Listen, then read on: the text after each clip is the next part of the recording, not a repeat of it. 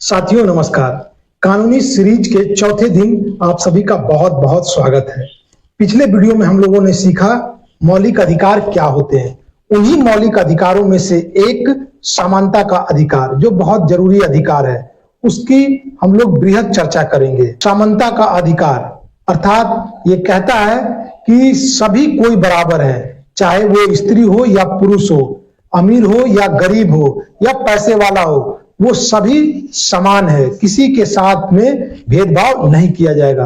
तो चलिए शुरू करते हैं बहुत ही आसान और सरल भाषा में। मैं हूं आपका साथी रोहित कुमार सिंह। समानता का अधिकार, समानता का अधिकार अर्थात समान अधिकार जो संविधान के 14 से 18 में लिखे गए हैं। ये कहता है कि कानून के सामने सभी बराबर है, उनके साथ किसी भी प्रकार का भेदभाव नहीं किया जाएगा। किस पर? लिंग के नाम पर, जाति के नाम पर, धर्म के नाम पर, अमीरी गरीबी के नाम पर, स्त्री पुरुष के नाम पर, इन सब पर उन पे किसी भी प्रकार से भेदभाव नहीं किया जाएगा। सभी को समान अवसर प्रदान किया जाएगा। अर्थात ये ऐसा समानता का अधिकार एक ऐसा अधिकार है जो एकजुटता लाता है, समाज में एकजुटता की नींव रखता है और समाज में सभी वर्गों के बीच समरसता काबिज करता है।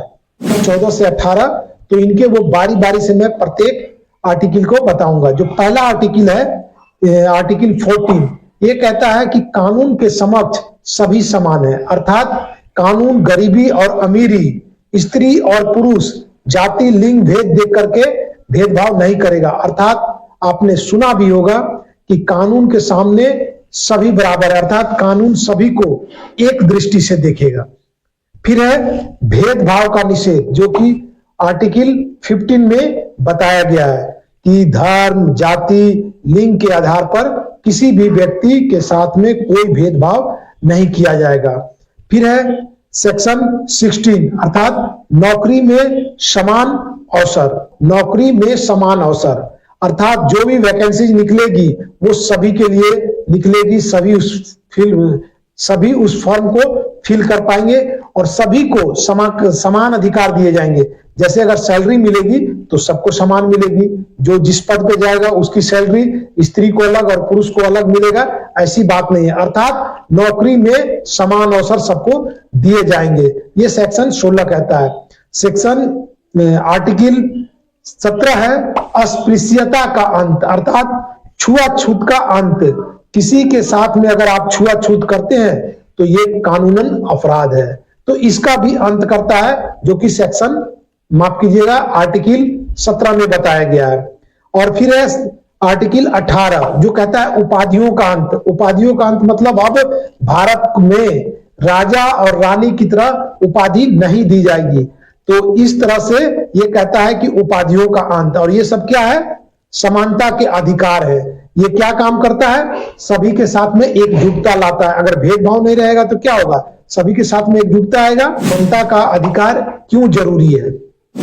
समानता का अधिकार हमें भेदभाव से बचाता है और समाज में एकजुटता का नींव रखता है और सभी के साथ समान व्यवहार करता है, सभी को समान अवसर प्रदान करता है, सभी को एक साथ मिलकर रहने के लिए अवसर प्रदान करता है, चाहे वो व्यक्ति किसी भी पृष्ठभूमि से क्यों ना आता हो। तो इससे हमारे समाज की नींव मजबूत होती है, हमारा देश मजबूत होता है।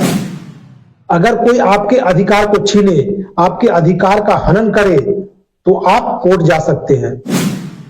मान लीजिए किसी व्यक्ति के साथ उसके बच्चे का एडमिशन जाति के नाम पे नहीं हो रहा है, अर्थात यहाँ पे समता के अधिकार का हनन होता है, तो आप कोर्ट जा सकते हैं। ठीक वैसे ही अगर कोई कंपनी केवल पुरुषों को नौकरी दे और स्त्रियों को न दे तो यहां पर भी समता के अधिकार का हनन होता है, तो भी आप कोर्ट जा सकते हैं।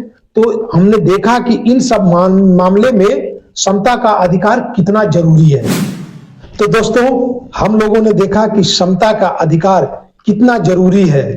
ये केवल हम लोगों को अधिकार नहीं देता है बल्कि समाज में एक समानता का नींव स्थापित करता है, एकजुटता लाता है और हमारे अंदर एकता की भावना को भरता है। तो आप लोग समता के अधिकार से क्या समझते हैं? आपके क्या विचार हैं? कमेंट करके जरूर बताइएगा। और अगली वीडियो में हम चर्चा करेंगे अभिव्यक्ति की स्वतंत्रता, अभिव्यक्ति के आजादी पर। तो मिलते हैं नए वीडियो में, तब तक के लिए जय हिंद, धन्यवाद।